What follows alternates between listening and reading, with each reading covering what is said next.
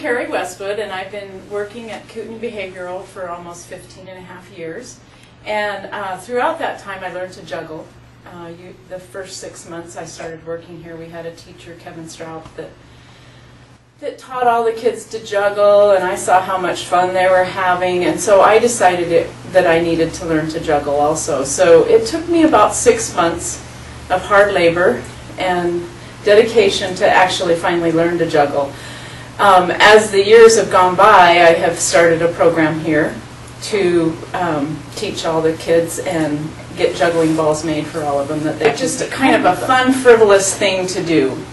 But truly, it's very helpful in the kids' treatment and program that they have juggling. It's a great outlet, it's creative, it's fun, but it also actually helps the brain. And it helps with focus and problem solving and coping skills. When the kids get really angry, if they can go to their room and juggle for a little while, it helps dissipate some of that anger and other emotions also that underlie the anger. If they're having obsessive thoughts, same thing. They go to their room and juggle for a little while and they can't keep those thoughts going. It helps break that cycle. It's also a great self-esteem builder. Once they start juggling, it really makes them feel like they can do something that a lot of other people can't. And when you get outside of here, most people can't juggle, so it's a fun thing to learn. I personally have seen it help with depression, again, obsessive thoughts. It's really helpful with attention deficit. It helps the kids focus and problem solve. So if you have a kid with attention deficit and he goes and juggles for a few minutes, the more the better, but even 5 or 10 minutes will help him go back in a classroom or a group and really help him with his focus, or hers. And then I've also seen it help again with the obsessive thoughts, self-mutilation, those kind of things, because if you can get the kids to juggle, it gives them something to occupy their hands as well as their mind and helps them work through the situation instead of resorting to unhealthy coping skills. Most children begin to learn to juggle at about 8 years old. They have the brain and hand-eye coordination to do it then. Before that, there are a few children who've been exposed early to juggling that may learn, but it's fairly unusual. So I don't like to, usually I'll let them toss one ball around and pretend they're juggling before that age, but after age 8, they can start learning to juggle. It's difficult as we get older in our 30s and 40s to start juggling because we've had our right brains and left brains have become separated in how they function. Our right brain is our creative thinking brain and our left brain is our logical thinking brain. So when we juggle, we have to use both sides of the brain together, and that integrates our thinking also as well as our body. So we're actually helping our body think. There have been some studies done on SAT tests where the kids come in, juggle for 45 minutes, and then take their SATs. They feel that they score higher, up to 10% higher on testing. And I've had quite a few teachers in the Coeur d'Alene School District who use juggling in that way, especially with the standardized testing we now have. So the first thing I do is start out with some exercises called brain gym or educational kinesiology. And the brain gym is very similar to juggling, it's just a little bit easier to do. So the first thing I have participants in my group do are called brain buttons. And I'm going to take my jacket off because I'm already too warm.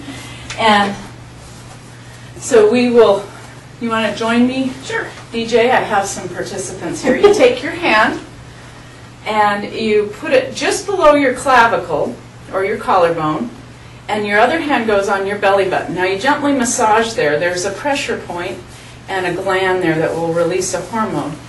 That hormone helps the liver clean out toxins. When you have less toxins in your blood, you get more food and oxygen to the brain. So we do this for about a minute, and that just helps. It's also kind of calming. I've noticed over the years that as people do this, it actually helps them calm And the brain gym exercises can all be found on their website. All the information on how this works. It's called braingym.org, and there's numerous books written on that.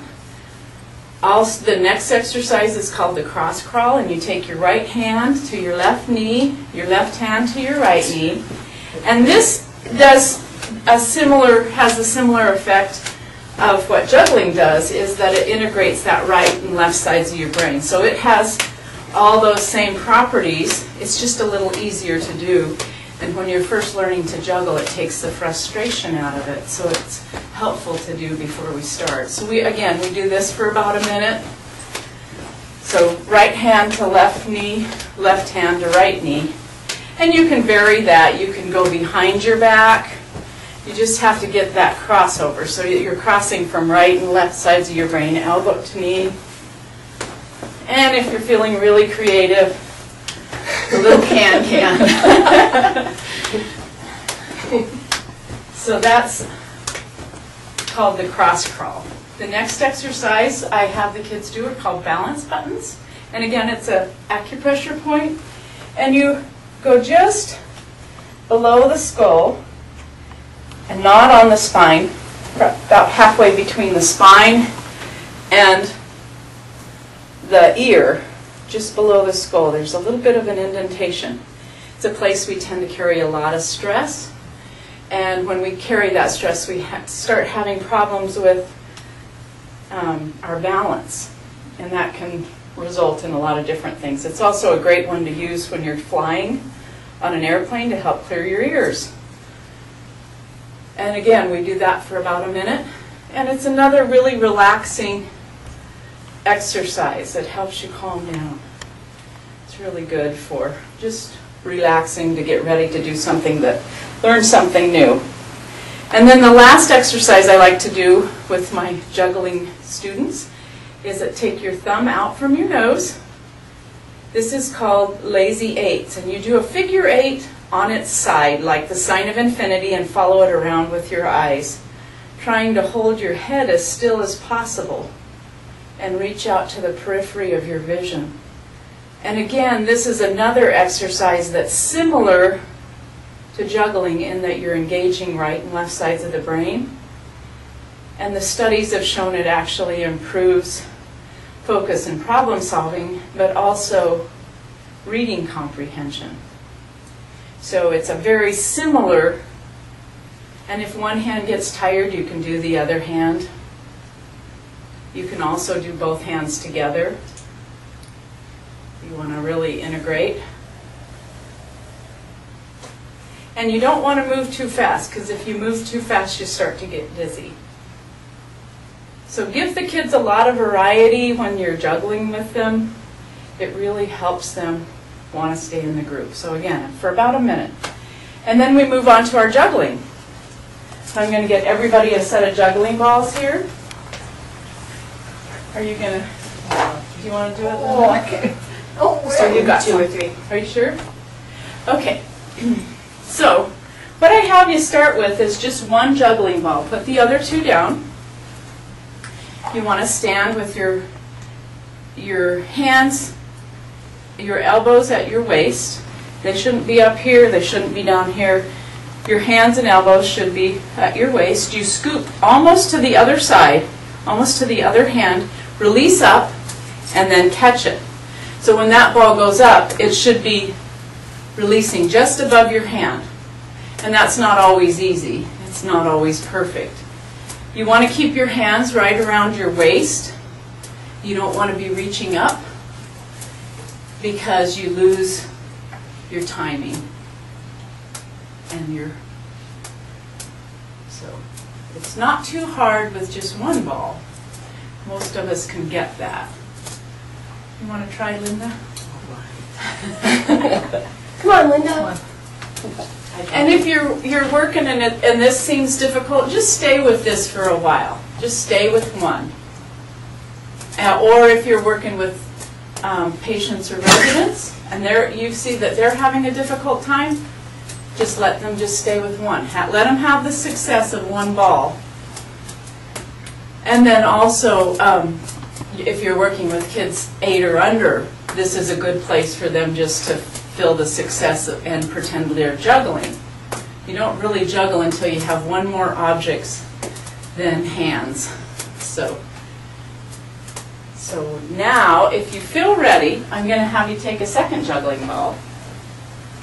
If you want to stick with just one, that's okay too, or go back to it at any time that you start to feel really frustrated. Don't try to keep doing it if you're getting frustrated, because frustration just adds to the sense of failure. Okay.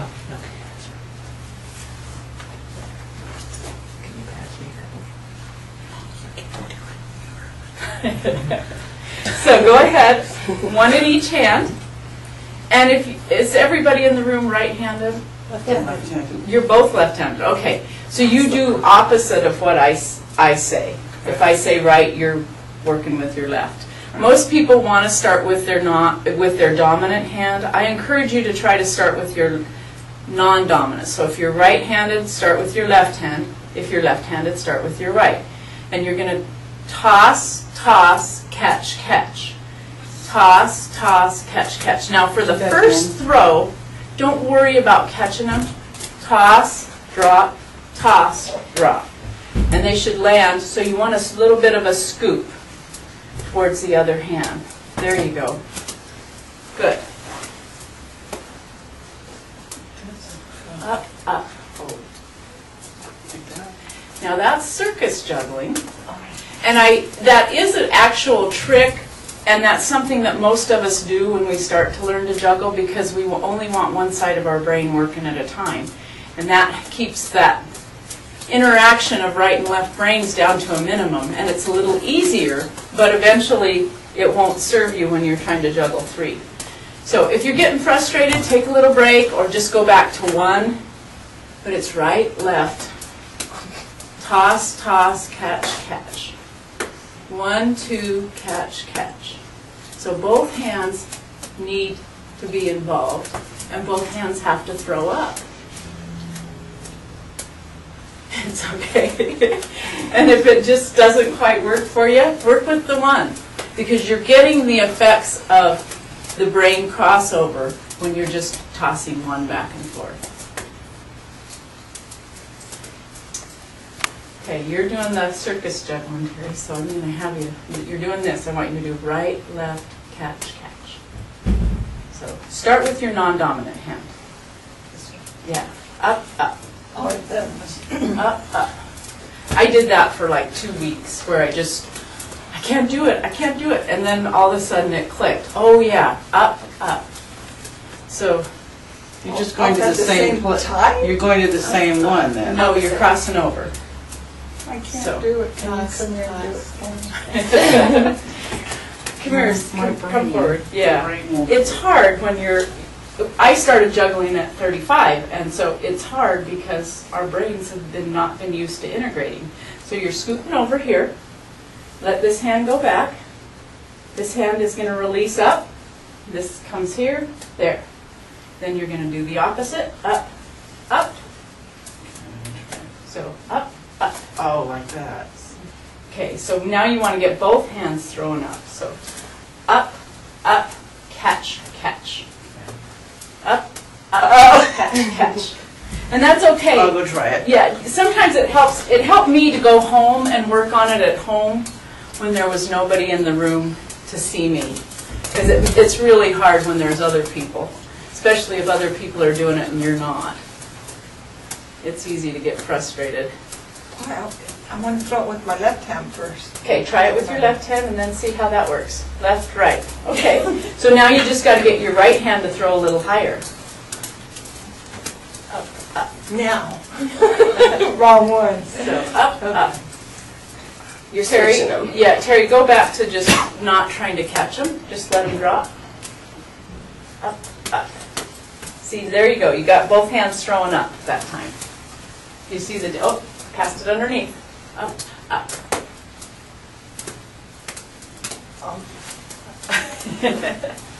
It's really hard that when you first get going, then you think, okay, there you go. You got them both up in the air. I want to pass them. Up, up. You want them both, you want them to come about this high. So look at my hand. Okay. Say, throw with your right. Look up. Don't look at me, look at my hand.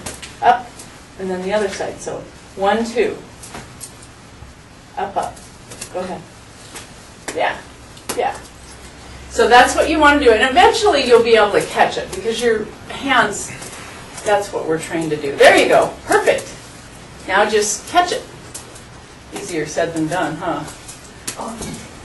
When you're trying to think about catching, it's hard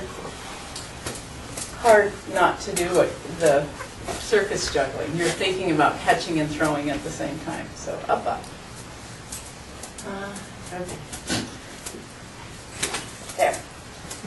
Okay, so for those of us who are ready for 3, it's okay if you're not, but if you want to go ahead and try 3, the first thing I have you do is not worry about catching them. It's really important because you want to get good throws. Our throws are the most important part. If you can't have a good throw, you're going to have a really difficult time catching. So I'm starting with 2 in my right and 1 in my left. I'm right-handed. If you're left-handed, 2 in your left, 1 in your right. So just the opposite of what I'm saying. So it'll be right, left, right. Always start with the hand that has 2. Right, left, right.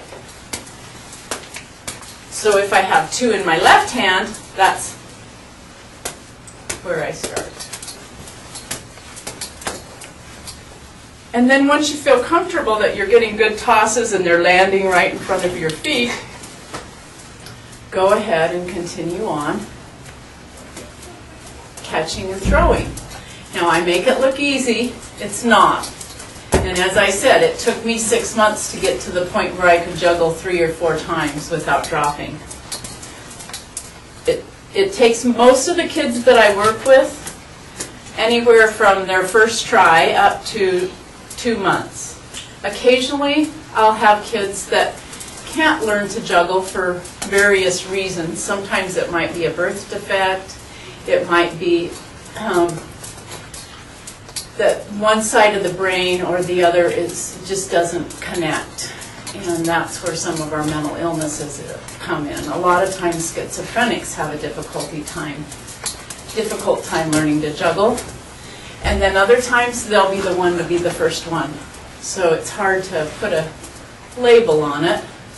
But as you learn to juggle, you begin to see how the brain works, how that right and left side work together. Your right side of your brain is your creative, your left side is your logic. So when the right and left sides of the brain are working together, you're problem solving much quicker and easier. And once you get good at juggling, sometimes it just feels good to the brain and body just to have all that going at once. So I want you to notice a few things about what I'm doing here. One is I'm looking up. That's where I want my balls to go, is up in the air. So I'm going to look up. If I look down at my hands, I don't see where the balls are coming from. So I keep my eyes up. My hands are going to stay at my waist. If I start reaching up, I lose my pattern and I lose the space and time that I have if I keep them about waist high. And that doesn't always work if you have a wild throw.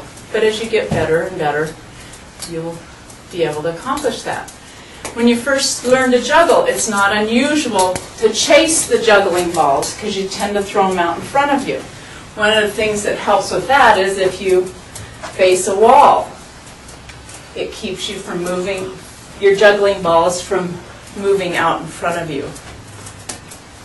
Another thing that also can help is if you put a piece of tape or a line on a wall, and that gives you a place to throw to, a place to look at, a target.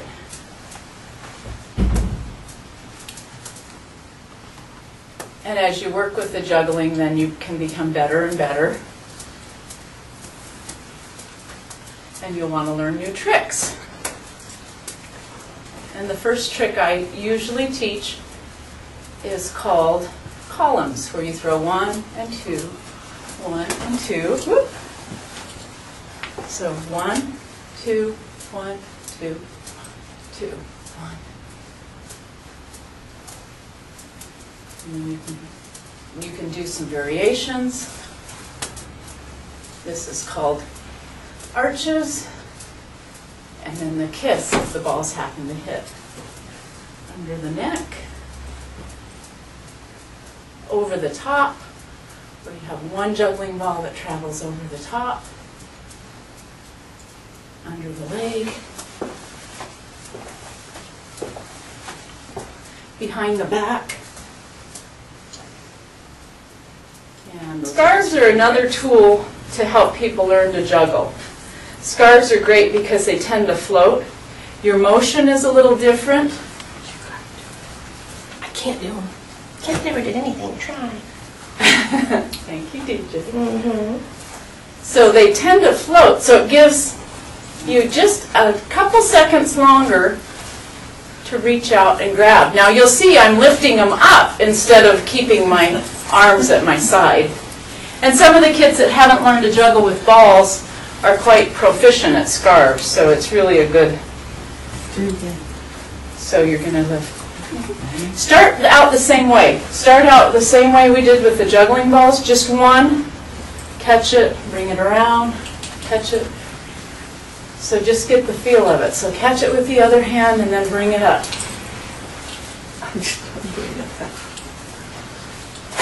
And then try two. When you feel like you got one, try two. Always start with any juggling equipment doing one, just to get to know the equipment. I did it. You did it good. I've never been able to do scarves. And then, of course, go to the final three. Start with the hand that has two. No, I can't. Throw one up, and then get your pattern going. Right, left, right, left.